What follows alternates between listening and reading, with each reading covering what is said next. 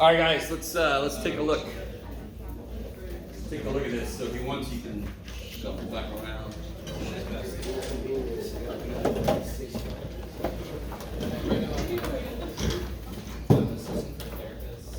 How did somebody do that? The very first one, 3/5. What did you do with that? Besides pretend like it wasn't gas.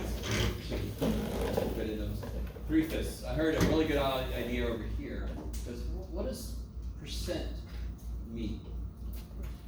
What does percent mean? Per? Cent. Out of 100. Kick ass. So that kind of sucks because currently it's 3 out of 5, right? If only it was out of 100, it would be done. So 7 out of 100, literally in words, translate to 7 per cent. 7 per hundreds, yeah? Cent comes from centum, which is Roman, and you got 100 cents in a dollar, blah, blah, blah. Yes. Because, our language is basically stolen from every other language came before. Can you make a fraction become something over 100? Yes. What do? You multiply top and bottom by 20, because 20 times 5 is 100, yeah. So what we're doing right now would not work anywhere near as easy if the bottom would have been freaking 7. If the bottom would have been freaking 7, I would have just long divided the thing, yes? Mm-hmm. So if I multiply top and bottom by 20, what do I end up with? 60 over 100. So that goes directly to percent, because that would be 60 per cent. Funny thing about the percentage symbol, it looks like the number 100 that somebody just rearranged.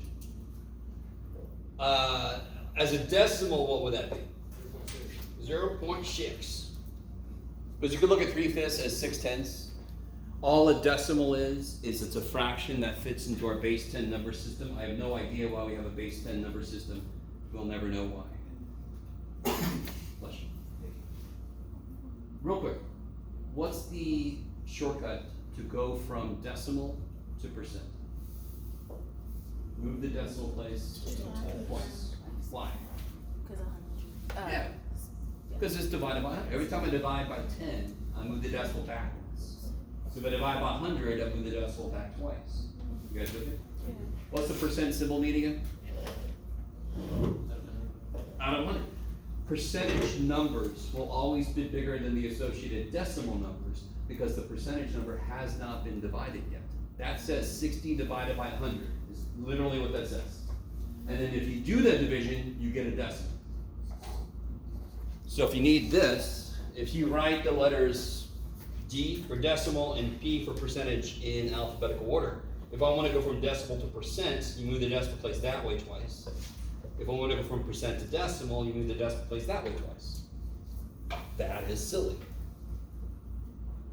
So how do I change this percentage into a decimal?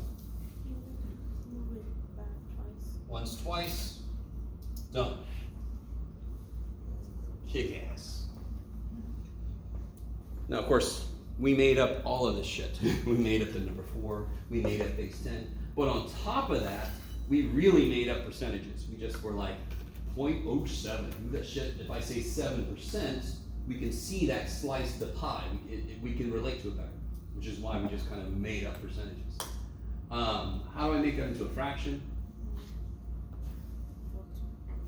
What place is that 427 in?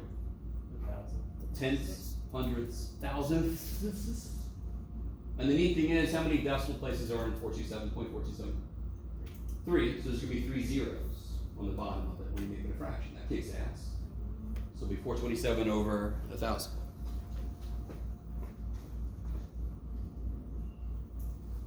Not surprisingly, we're going to see a lot of percentages and such in statistics and probability, so yeah, we're going to be doing this a lot.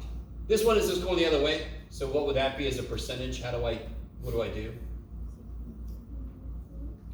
Once, twice, so it'll be 6.4%. And this one's easy because it's the same as this. What will this one be? 64 out of 1,000 again, yeah. Because it's tenths, hundredths, thousandths, yes. This guy, some of our brains feel bad. We're like, oh, you're already so small. Oh no, but how do we go from percent to decimal? I move the decimal place And move it 2 times. from your perspective this way twice, yes? Right. So it'll be once, twice, it gets even tinier, of course. 0.03% is stupid small. So the decimal's gonna be really small, yeah? So it's gonna be once, twice, so it's gonna be 0.0003. How we all feeling? Is that all right? And what is that as a fraction? Tenths, hundredths, thousandths, 10,000ths, okay. 3 10,000ths. Very quick, very quick. 160 is a really weird class because some people in my 160 classes have taken like calculus 2. Some people in my 160 class took algebra 7 years ago. So there is a wide variety of backgrounds in mathematics. Are you guys with me? So in general, something I like to tell all of my classes is if I'm ever going too fast, slow me down. If I'm ever going too slow, deal with it. Does that make sense? Okay, thank you. So don't look around and go, everybody around me seems to get this, I'm not gonna ask a question. No, the weird thing is people lie all the damn time. I'm like, you guys get it? And just go, no, but I'm gonna do that, I don't know why. So if you got a question, you're paying money for this shit, ask away. Yes? Yes? With your fraction on the first, actually on the 0.03%, your fraction, can you go over that one more time? So I love your question because you're gonna open this thing up. I'm gonna do something weird in a second. I converted that to a decimal first, right? Okay. Move the decimal back so you get 0.0003. How many decimal places are in that decimal?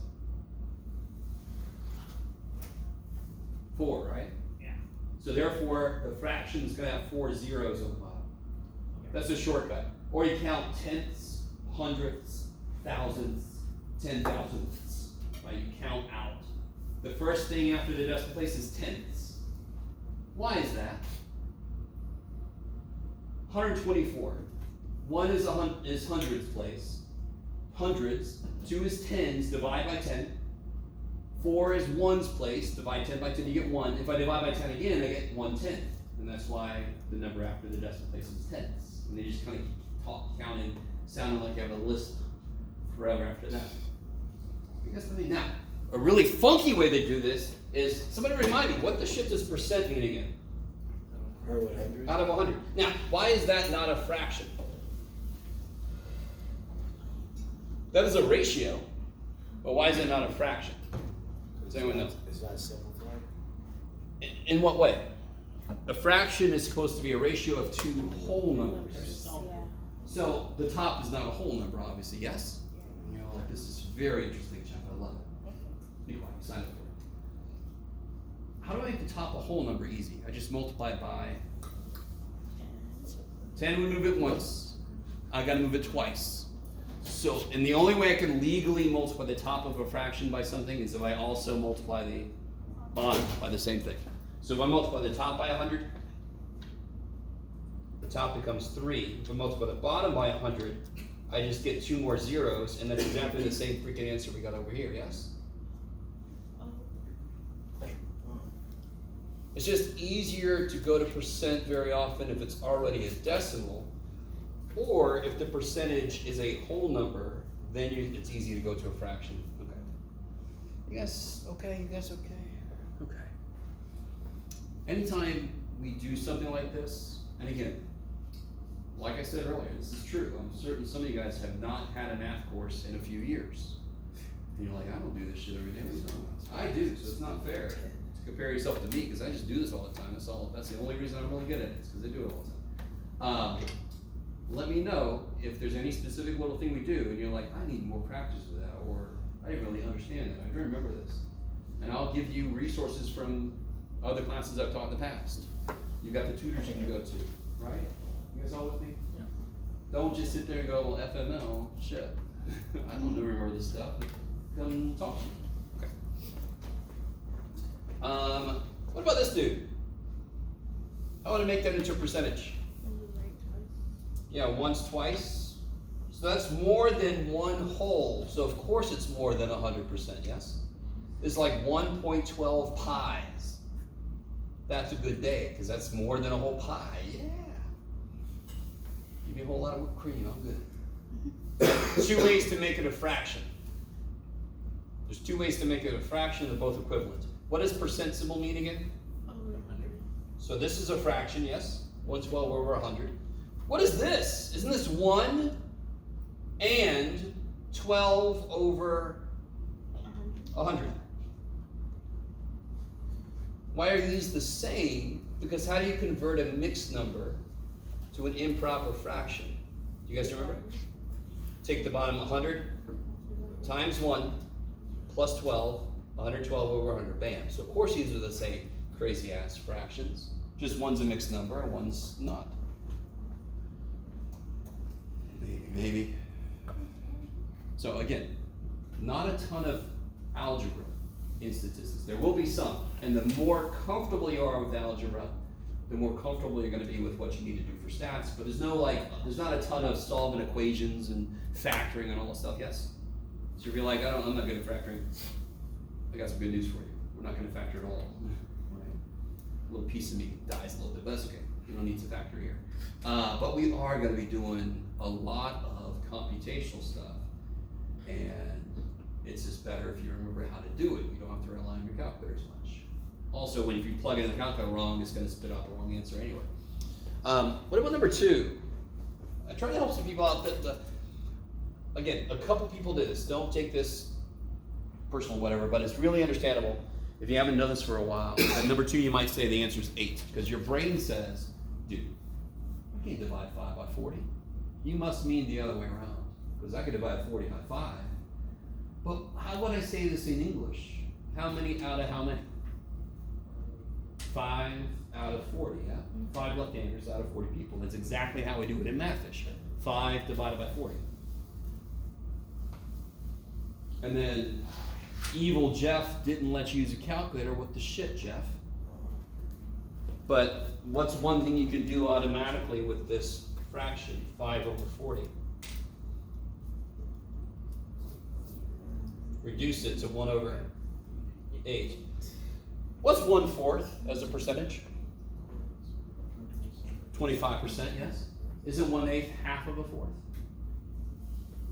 What's 1/2 of 1/4? 1/2 times 1/4. 1/8, yes? Is that okay? So if 1/4 is 25%, 1/8 is half of that. What's half of 25? What's half of 25? 12.5. So that's 12.5%. Or you can do long division if you really want to. You're like, yes, Jeff, this is what I want to do all the time. Either way you do it, you get 12.5% eventually.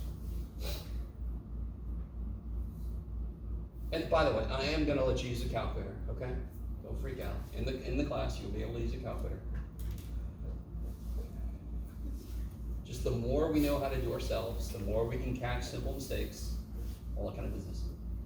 3 and 4 normally are trippy for several reasons. Number 1, again, if it's been a while since you did algebra, these are going to be really, really difficult because 2 things. It's hard enough to solve an equation that has numbers and just 1 letter in it when there's a lot of shit going on. Here I gave you equations with no numbers in them, and that's everybody's favorite. And here, even more, I gave you frickin' Greek letters in some places, right? Now, who gives a shit, actually? Because it doesn't matter what letter I use, they're just variables. It really doesn't matter what symbol I use, I would do the same thing. So besides the fact that it exists, what's the worst thing about number 3?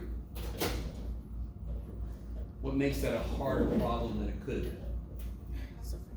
It's a fraction. It's a freaking fraction. What the shit, Jeff? Not only did you give me Greek and you gave me all the shit, you also put the little weird freaking big belly R dude on the bottom. By the way, does anybody know what that symbol is on the bottom? It's lowercase sigma. Yeah. Uppercase sigma looks like an E. So if you look at fraternity, sororities, it could be sigma, sigma, sigma, and they have the E, it's sigma, sigma, sigma. You don't have to know any of that shit. You don't even have to know that guy's name. You just have to know, where's the variable I'm trying to solve for?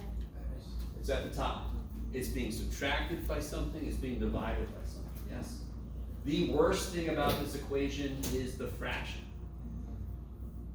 What can I do to both sides so there's no fraction in it? What am I dividing by? You can call it fat R, dude, if you want to, but I'm dividing by this guy, yes? Yes. So let me do the opposite operation to both sides so the damn thing cancels. Y'all with me? So if I multiply both sides by sigma, or fat R, dude, what happens here? I cancel. You cancel. So I get sigma times z. I'm going to write it in this order just because. And here, this canceled, so all I have left is the top. You guys see that? And then one step away now. I'm one step away from having x by itself. So the way I look at solving algebraic equations is unburying my variable that I'm trying to solve for. So x is buried under subtraction and a division, so I multiply.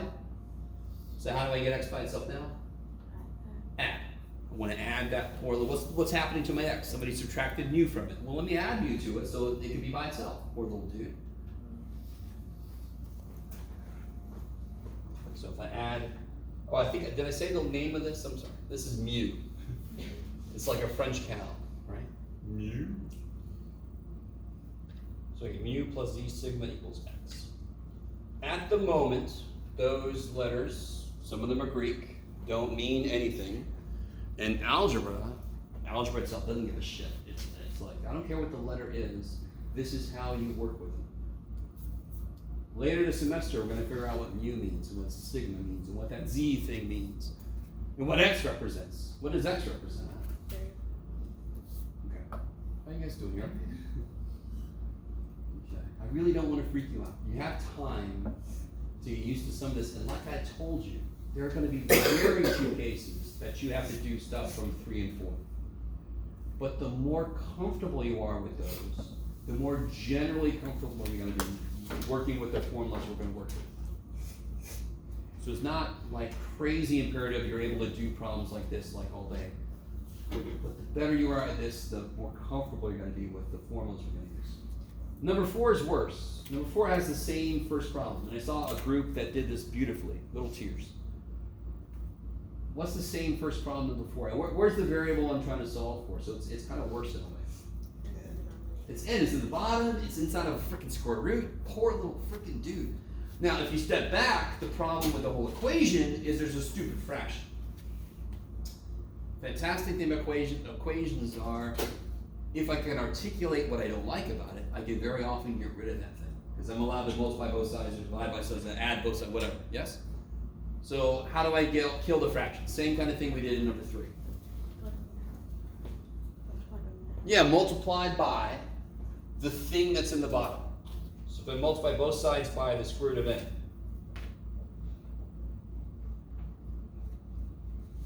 what happens on this side? These go away. So we get square root of n times e equals z sigma.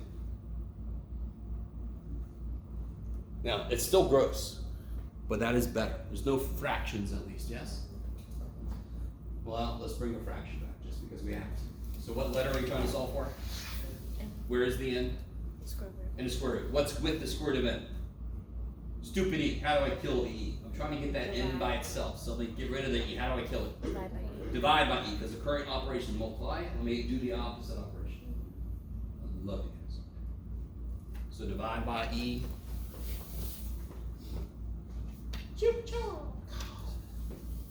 And there's only one issue left. Yeah. Do I have n by itself?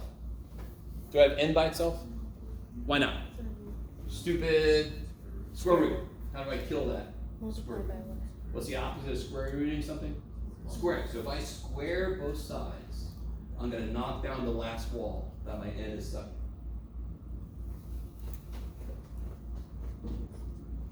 Square, square, die. So then I get n equals z sigma over e squared. We currently have no freaking idea, most of us, what the shit any of that means. Right? And that's what we're going to learn this semester. But the algebra is something you've gone over, and maybe it's been a while, maybe it's been a few years, but that's just algebraic manipulation. It doesn't matter in terms of algebraic manipulation what the variables mean. Okay, maybe. If you've taken any statistics, you might even recognize that these are formulas that we are going to use later this semester. Did it matter right now? Nope.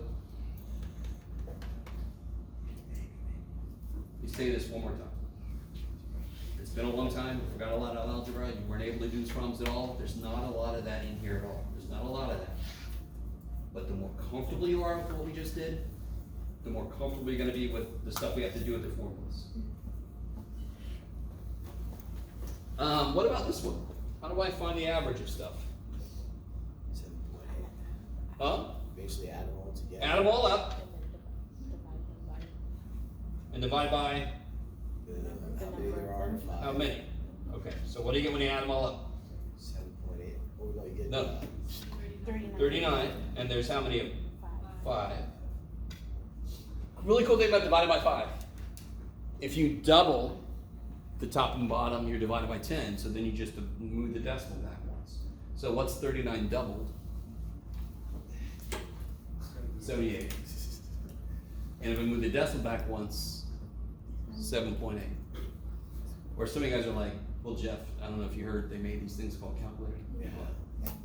It's just good to know. We made numbers up. Humans did. We should know how they work. Real quick, if your answer would have been 12. Yeah, 12 works. If your answer was 12, is there anything that would have told you that's probably wrong? Because what should the average do? Shouldn't. It should be in the Middle. middle, but based on, so wouldn't 12 be way too far up because you got such lower numbers here? Yeah. Now, if you got 17, screw that shit. That's higher than all your data points. That would be obviously wrong, correct? Right. So you should have a way to kind of estimate that your answer makes sense. Because even if you put it in the calculator, you could push a button wrong, and don't just write that shit down, negative 30 centimeters. No, what? Don't bring that into class, man. It's like I don't know what that is. A black hole, little negative 30. How about, is everybody okay so far? Sorry. How about number 6? What about this? What about Sam? How can we help her out? She's trying to figure out, she wants to have at least an 80 test average, right? How did somebody do this? Does somebody think they got the right answer? Well, what'd you do? So I basically knew that we had to get 80 as our average. So I had a fraction. So the top is 82, the 71 plus X. Oh, cool. I'm sorry. I'll come. Over 3. I like it. I like when students freely choose algebra, because very often algebra is actually the best tool, but a lot of times algebra is not the best tool. And you're all like, I know that shit. Well, in your algebra class, you gotta use it. We're not in algebra class, so we can do it. So one way to do this, if I knew all 3 test grades, how would I calculate the average? Add them all up, divide by 3. So let me just pretend like I know the 3rd test. And in algebra, when we pretend like we know it, what do we call it? X. Yes? So if my grades are 82, 71, and X, how do I calculate the average? Add them all up, divided by 3, and I would get the average, but in this case I know the average. So algebra is mostly about, we know the end result, we just don't know how we got there. So don't I know the end result? Yeah. And I just gotta solve. And you have the same problem. Don't I have a fraction? Screw the fraction, let me get rid of the fraction, blah, blah, blah. All right. So what would I do first? Multiply by 3. Now, let me ask you this. If I have 3 numbers that average to be 80, does any of the numbers have to be something? If I just told you I have 3 numbers written on my hand that average to be 80, can you tell me anything about any of the 3 numbers individually? Say again. That is one way to get an average of 80, correct? Is that the only way to get an average of 80? Is that they're all 80? I really want you to. If every single was 80, 80, 80, wouldn't the average be 80? What if the first grade was a 79, the second grade is an 80? What would the last grade have to be to still have it be an 80 average? 81. Because what must be true? For three numbers to average to be 80, they have to add to be 240. Because what's the only number I divide by 3 to get 80? 240, yes? Yes, no? So if I tell you the average of a certain string of numbers is whatever, you don't know shit about it. Could one of the numbers be negative 18 billion? All day long. As long as another number is like 18 billion and 80. You see what I mean? So they can kind of like average each other out. That's the whole idea. But I do know they better all add up to be a certain number. In this case, they have to all add up to be 240. And that's exactly what you get on the next step here algebraically. What do you get when you multiply both sides by 3? You get all three tests have to add up to be 240. So you didn't actually have to use any algebra. You could have said, I need it to add up to be 240. So let me subtract 82, subtract 71, and then I see what the test has to be. You guys see that? Mm-hmm. That's what I would do next, yes. Do you subtract about 153 against 1? Do it again. Do you subtract about 153 against 1? I love it. Well, 153. Yeah. Because you want the x by itself. I love it. So 82 and 71 is 153. Let me subtract 153. So all this goes away. What's 240 minus 153? 87. So if you got 87 in a different way, let me know. Did somebody just guess and check? It's okay if you did. I didn't tell you how to do it. So wait, real quick, let me show you this. Remember the easiest way to have three numbers average to be 80 is 80, 80, 80, yes? If I made one of them 79, doesn't one of them have to become 81 to kind of make up for that? Does that make sense? So watch this. Here's the way I do this problem. 82, 71, I don't know. How far away from 80 is 82? 2 up. 2 up. How far away from 80 is 71? 9 down. How far away from 80 am I total right now? 7 down. You guys see that? So the third test better be 7 up from 80 so that I average 80. You guys see that? If you don't, it's fine, because you have another way to do it. If I just see how far from 80 everything is, I can tell what needs to be made up by the last dude. That is another way to do this. Do you have to do it that way? Hell no. You never have to do it my weird ass ways. Alright, stop for a minute. How you guys feeling? You feel okay? Please don't feel defeated by this if you had a lot of trouble with this worksheet. It's just trying to communicate to you. You might want to try to reach out, get some review materials. And again, the algebraic part of this is not the most important part, because we don't do a lot of straight algebra here at all. But we do use a lot of variables, so the more you're comfortable with algebra in general, the more you're comfortable with working with all the variables we're going to work. Any questions from this thing? Yes? So basically, you added those two numbers, 82 and 71 together, Yes. We got 153. and then you, So let me show you this here. how'd you get 240 though? Oh, so it was this, right? It was this divided by 3 gave you the average. So if I add up all of the test grades, the 82, the 71, and the one that I don't know, divided by 3, that would equal the average, right? Because how do I average anything? Add them all up, divide by how many there are. Normally, I don't know what the average is going to be, but in this case, I did. Yeah. So if I add up all the grades, divided by 3 of them, Plus the 80? So you add 82, 71, and 80? no, I don't know what this is. I know the answer will be 80. I just don't know what the third test grade is going to be. But here's the beautiful thing about algebra. Whatever the shit that test grade is, how would you calculate the average? You would add it to the other 2 and divide by 3. So you add that. Whatever that test grade is, that third test grade, how would you calculate your test average? When you add up all your tests and divide by 3. But you don't know the... Beautiful, exactly. But we do know the average is supposed to be 80. So this is the job of algebra. These are these weird ass problems you get. Remember, you guys remember the problem where Frank put some money in the bank in 2 accounts. And he forgot how much. And like, what a problem to have, Frank. I know exactly how much money. What the shit? Yeah. Did I put 20,000 or 200,000? You know, like, who the hell is this guy? So the whole thing is, but he made $500 interest, yes? So in algebra, you almost all the time, not always, this is not the main purpose of algebra, this is one thing it does really well. If I know the end result, but I don't know pieces of what got me there, that is what algebra can handle all day. Because if there's something I don't know in algebra, we just call the damn thing x and we do what we would do with it anyway. So if I told you 82, 71, and 87, how do you average those? You would add them all up, divided by 3, yes? So in this case, 82, 71, then I don't know. How would you average them? Add them all up, divided by 3, gives you the average. Once you set up the equation, how do I solve for it? Well, how do I kill this fraction and multiply both sides by 3, because then the 3's cancel. So now my equation is instantly easier. I've canceled the fraction piece of it. 82 and 71 is 153. That's where the 240 comes from.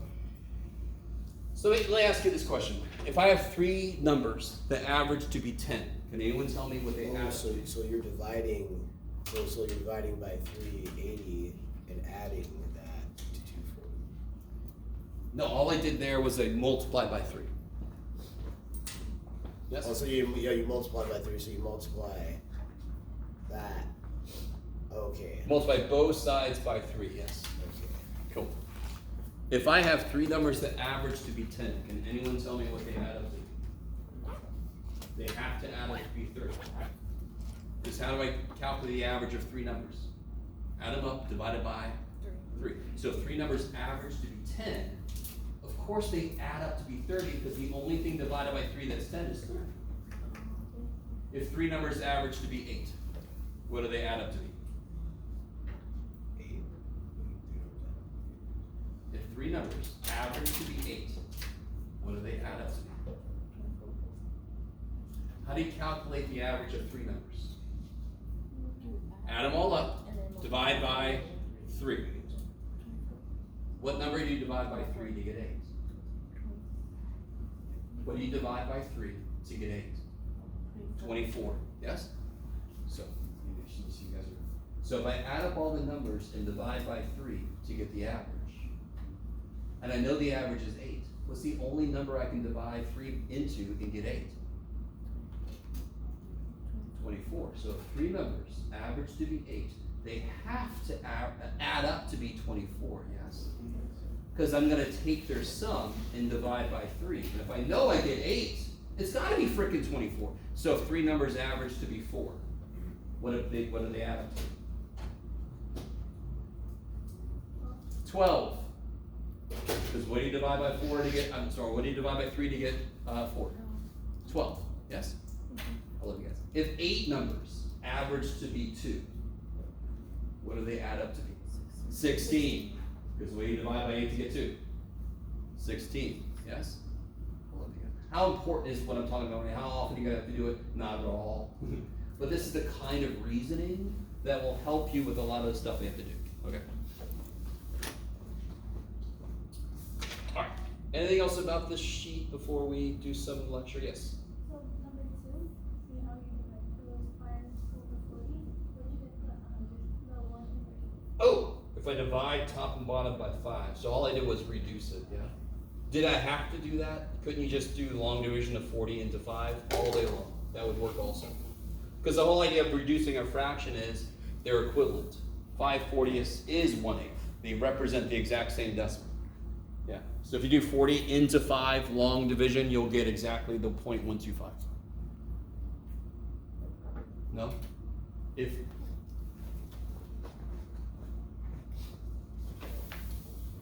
So help me out. If I do long division of 5 divided by 40, it'll be this here, right? Help me out. 40 goes into 50 how many times? 1. 40 goes into 100. How many times? 40 goes into 100. Twice. 40 goes into 200. 5 times. Isn't Isn't that the same answer? 0.125 is 12.5%. Why is 8 into 1 the same answer? Because 5/40 is 1/8. They're equal to each other. Yes? Okay.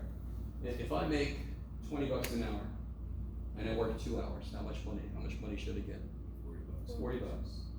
Because 20 per 1 is the same thing as 40 per 2.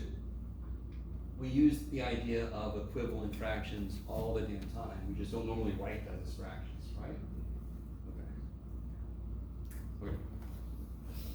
And again, I'm not here to grade you on long division. So you are going to primarily do this kind of stuff in your calculator. But the better we are with the idea of it, the easier it is for us to catch if we make a stupid mistake in the calculator. We don't just write down what it says, right? Okay. So I want to do the tiniest bit of lecture. Normally I would use an iPad and all that stuff, but I'm not going to set it all off because I don't have a ton of time left. But I want to do a little bit from chapter 1. And I told you earlier, this is going to be almost as exciting as listening to me drone on about the syllabus, because chapter 1 is a bunch of definitions. Yay! So let me ask you guys, let me make sure I didn't forget the first thing. Yes, okay, good. Blah, blah, blah. So, is there something you would want to know about Grossmont students? Like, for example, a boring thing would be, what percentage of Grossmont students smoke? Or something, you know. Is there something you would like to know about Grossmont, like an average number of them do this, or what percentage of them do this, right? Like the average age or something? Is there anything you would be curious about? Or you're like, I don't care about these people, Jeff. What are you talking about? Anything. Like the percentage of them that are left-handed or something, yes? Anybody? Yes? Percentage that obtain degrees. The percentage that eventually get a degree. Is that cool? Okay. Oops. So if we want to do a statistical analysis of something, we of course want to start with a question that we want to answer, yes? If we don't have a question, what the hell do we do? So in this case, the question is, what percentage of Grossmont students eventually get a degree? Kick ass. Does every Grossmont student get a degree from Grossmont? No. But they could go on and transfer and then get a degree, yes? So this is what I'm taking your question. Sorry? You could even take classes at Rosemont and use them for degree at Queen Island. Exactly. Cool. I love it. So, and then I'm sorry, I should have said more broadly from the district. Yeah.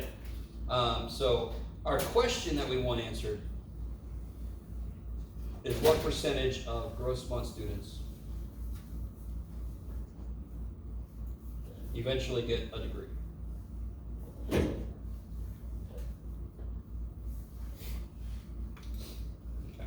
And yes, that is literally how I look at Grossmont. Look at that word. Holy shit. Okay. What percentage of Grossmont students eventually get a degree? So let me ask you this.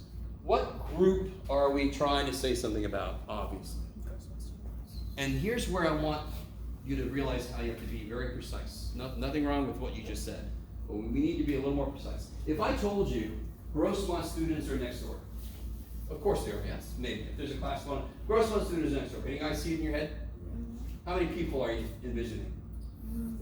30, 40, okay. If I said all Grossmont students are next door, number one, you're like, well, why am I not there? But what do you see in your head right now? If I said all Grossmont students are in the class next door, what do you see in your head right now? A horrific scene. Yeah. You guys kind of with me? I love you guys. You're all like, good Lord, is this guy for real? So when I ask you, right now what we're doing is, we have a group we want to say something about, yes? If you just say Grossmont students, I'll be a dick and I'll say, which ones? So what you really mean is, all Grossmont students. What's the official word for the group that you're trying to completely talk about? Student body.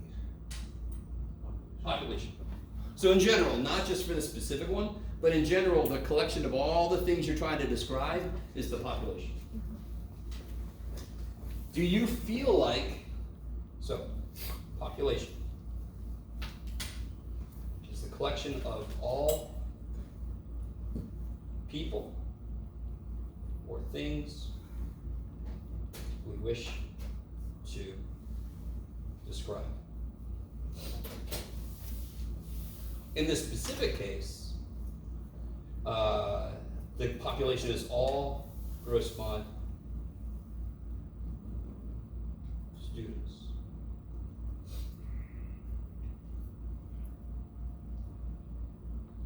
Now, do you guys, if we're going to do this ourselves, nobody's going to help us. We're going to do this analysis ourselves.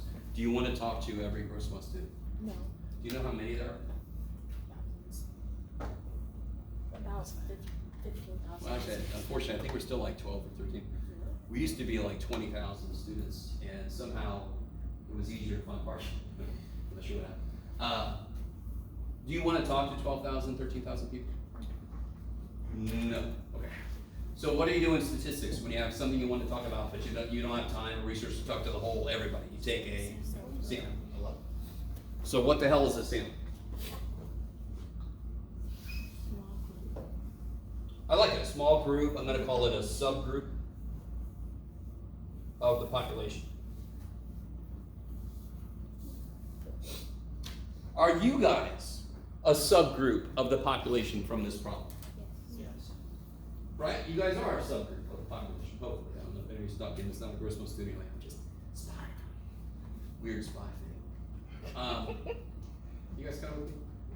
Are you a good sample to address our question? The answer could be no, and that doesn't mean you're bad people. Yes. Would these be a good sample to address the question? No. Hell no. Definitely not. No way in hell. Why is that? What do we want our sample to do? Since we don't have time to talk to everybody in the population, we want our sample to do what? Represent. We want it to represent the freaking population, correct? Why might you guys not represent the general population of Grossmont students? Does anyone know why you might not be a good representative sample? What time is it? It's almost time to leave, Jeff. What the shit? Is every student able to take morning classes? No. Does everybody need to take statistics? No. Does everybody need to take statistics? I think I heard somebody say yes, and I wish that was true, but no. Right? Not just because my job's true, but because stats is important. Does everybody take on ground? I love this phrase. Have you guys heard there's online classes? And there's a phrase that's hilarious to me, on ground. And in my mind, I'm always like, if it's not on ground, you're like floating. What's going on? It's Mary Poppins thing, and you float. Interwebs, exactly. So, is everybody taking an on ground class? No. So, do you see how that contributes to you guys? You might all be great people. I don't know, most of you guys are just met today. But you're not a good sample. You're not a good representative sample. Do you guys see the fundamental reason why you're not? And I kind of gave it away with what I was talking about. Why would you not be a good, what could we do to make it a better sample? How can we collect students and make a better sample? What can we do? We collect one from each different type of bracket that you're looking at. All right. Students that go to ground, students that have online, students that take afternoon classes, evening classes, collect data from each one of those different type of people and build an average off of that. So, I love this. And later this semester, we're going to talk about different sampling types, and you just addressed one. You break your population up into groups, and you take some from each group. Do you guys see how that immediately is a better representation? It has a much better chance to be a representative sample, yes? You guys are okay. That is one way to do it. Another way to do it is to somehow get all the names of all the students, print them out, put them on a wall, and throw darts at it. That's just purely random. Or cut them up and take them out of the hat, this giant hat, and you put some little person in there, and they come back up and they I got somebody. I got another one. Okay. You guys kind of with me? Just a random thing. But yours is more systematic. Yours is more, it's got a method to it. So we're going to talk about that later. I got to be careful because systematic is an actual word of something. That's not what that is. But there's a method to it. Yes? You guys come with me? So we got a population we want to talk about. Very often we don't have time and resources to to get the whole population, so we take a sample. Like for example, I want to know how polluted a river is. Can I analyze every freaking water particle in the river? So I take samples, and how do I make a good representative sample? Various positions along the river, various times of day, various times of year, yes? And then I get a much better representative sample. I can even go into what kind of life is there in there, what does it look like? Do they have 3 eyes or something? One more thing. The minute we have a sample, so in this case, what do you guys, let's go with your suggestion, break, hop into groups, take some from each group. What just happened? The sun just went out. It's too bad. We had a good run. Take some from each group. That is one example of a way to get a representative sample. Now you guys are a sample. You guys would be a sample, just not a good sample. What did just happen? It's just not dark in here, yes. There's not a light switch. Yeah, I didn't even touch this dude, but all right, that's a little better. Ooh, this guy came back on. Everything just freaked out. Okay, I'll be all right. The minute we have our sample, we have all these people, yes? We have all these people in the field out there. I don't know how many people this would be. They're all in the field out there. What's the very next thing we do? Very next thing, we have all the people. We have the people. What do? Survey them. Huh? We survey them. Just do it again. We survey them. Survey them. Okay, good. I'm sorry. I thought you said disturb them. No. If you want. They're all very disturbed already. I'm like, what do you want? We would ask them. What would we ask them exactly?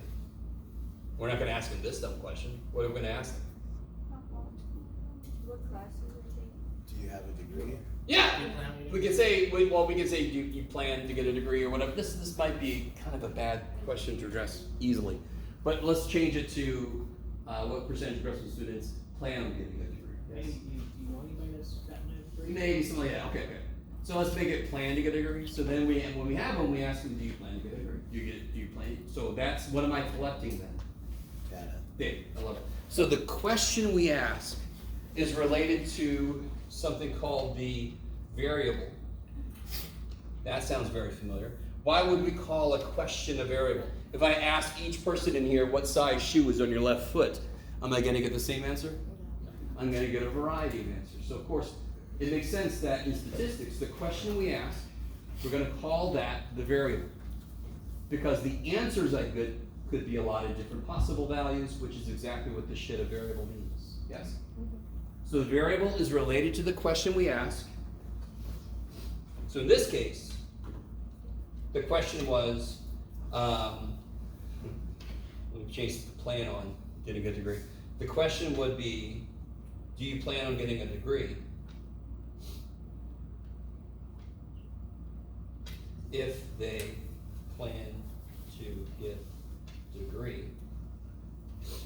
And then the answers to that question would be the data. So the data would be the answers to that question. So what kind of data would we get then? Are we going to get numerical data? No. Nope. We're going to get what's called qualitative. Look at this. So non-numerical data, yes. That might even lead to something kind of cool that you know that's a group here that may not focus on just obtaining a degree, that you do something. Oh yeah. What's great about any statistical analysis you do, we have these unanswered questions that come from almost every one of them. I think is your point, and then we can develop a whole thing around that. Yes. Okay. All right. My goal for today was to let us out a little early, so I think I'm going to stop there. Just remind you guys, what a really smart idea is to, if you haven't already, to get the book, either actual physical copy or just download the PDF, yes, and start reading through chapter 1. It's a whole bunch of definition stuff, so the more you read yourself, the more you can come and kind of have an idea ahead of time what the hell I'm going to try to say. Okay. If you have any questions or anything, see me after, but otherwise I'll see you guys Thursday. We'll take a little field trip on Thursday, see some very good places. And I'm going to upload, no, you guys can read that. I'll upload the lecture from today to YouTube. Yes. That's the homework you see. Oh,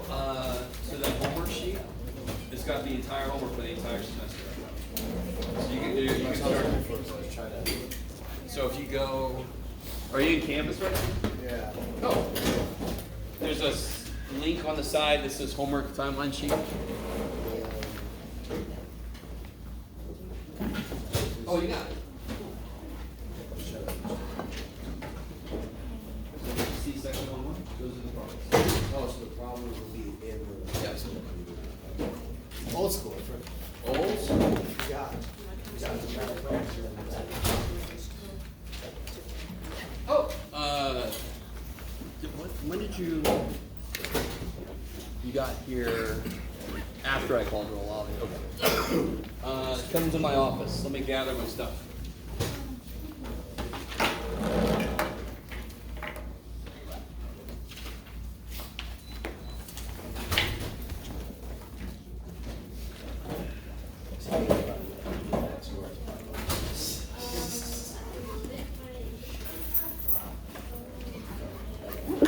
That